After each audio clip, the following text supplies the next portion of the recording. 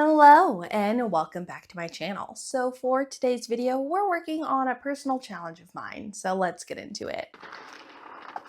If you guys have seen my bookish hot takes and bad habits video, you guys will know that I have a little bit of a problem when it comes to book of the month where I am so excited and I pick out a book and then it comes in the mail and then it goes on my shelf and then I never read it. And so I started doing HRCYED 2.0, which is the hardest reading challenge you've ever done. And part of 2.0's version is that you have to complete a personal challenge. And I thought that this would be the perfect opportunity for me to get caught up on all of my book of the month books. And then I thought it'd be extra fun if I filmed it and gave you guys reviews of what my thoughts are. So for this first episode of forcing myself to read all of my book of the month books, I will be reviewing 4 books. The first book that I read for this episode is How Freaking Romantic by Emily Harding.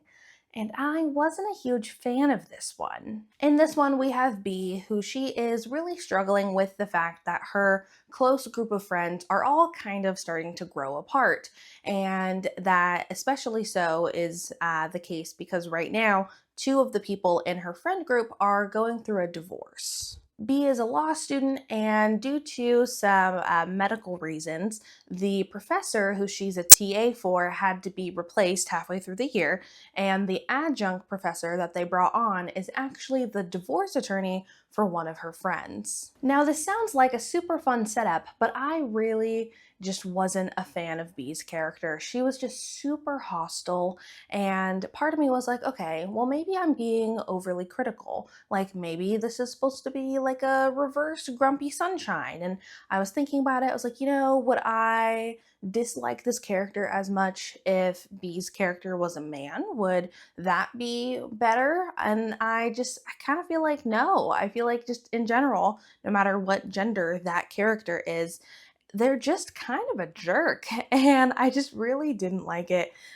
B just had such a short temper and would snap at like everyone about every little thing, and I really didn't like it. And you come to find out that part of that is due to like emotional trauma, which, you find out more about that in the book, but, I get it. But that doesn't give you an excuse to just be a jerk to everybody. Overall, I gave this one 3 stars. After How Freaking Romantic, I read The Favorites by Lane Fargo. It took me a little bit to get into this one, but once I was in it, I was in it. This one was super messy, lots of drama. I literally gasped out loud several times when I was reading this one. This one is a story about 2 ice dancers who are kind of infamous, and we are reading a documentary that has come out for the 10-year anniversary of the incident, which you find out more about.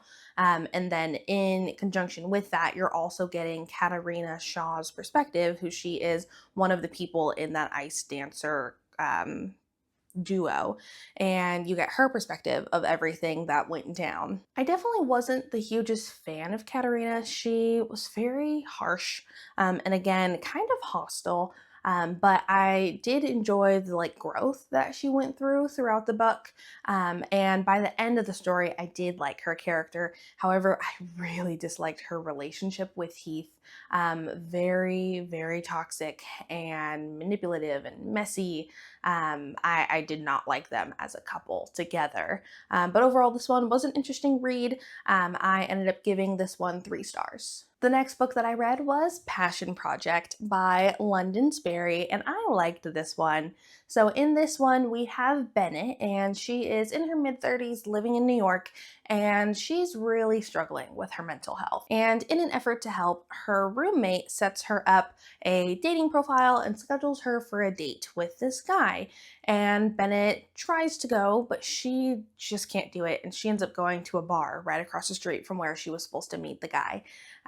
And because luck is not on Bennett's side, she ends up running into the guy that she just stood up, and they get to talking, and she ends up drunkenly admitting to him that she just isn't ready to date. She's still grieving, and since the death of her boyfriend, she just hasn't felt passionate about anything. And then they start talking more, and Henry offers her a deal. For the summer, every Saturday, they will go do a different activity until they can find what is Bennett's passion. I liked this one a lot. As someone who has struggled with anxiety and depression, it just really hit close to home. However, for like the first 3/4 of the book, I just wanted to shake Bennett and tell her to go to therapy. Therapy is great. I think everyone should go to therapy. But I really appreciated the growth that she went through, and I really liked Henry's character. He was super supportive and wasn't pushy about things. So I really like them together as a couple. I think they're really cute, and I had a good time with this one. I ended up giving this one 4 stars. And the last book that we'll be talking about for this video is Beautiful Ugly by Alice Feeney. And this one was interesting. So in this one, we are following Grady, who is an author, and ever since his wife went missing about a year ago, he has just really been struggling, and honestly, his life is kind of in shambles. He's lost his house, he can't sleep, he can't read, and his agent, seeing how much he's struggling right now, she offers him a deal. She has this little cabin on this little remote Scottish island, and she gives Grady the keys and says to go get some space, write a book, and come back when he has something ready that she can sell. And when Grady gets there, it's great. It's exactly what he needed. But the people on the island are a little odd, and Grady starts questioning what is actual real life and what is his imagination. I wasn't the hugest fan of this one because of the twist and reveal. I kind of just felt like it was a little out of left field, and I was kind of confused. And when you get that reveal, then it kind of almost ruins some of the plot that you had going forward. I was just a little confused. So maybe it just went over my head, but I just really wasn't a big fan of this one, and I ended up giving this one 2 stars. Alrighty, and that is it for today's video. Thank you guys so much for being here. As of this moment, I have 8 more Book of the Month books before I am fully caught up.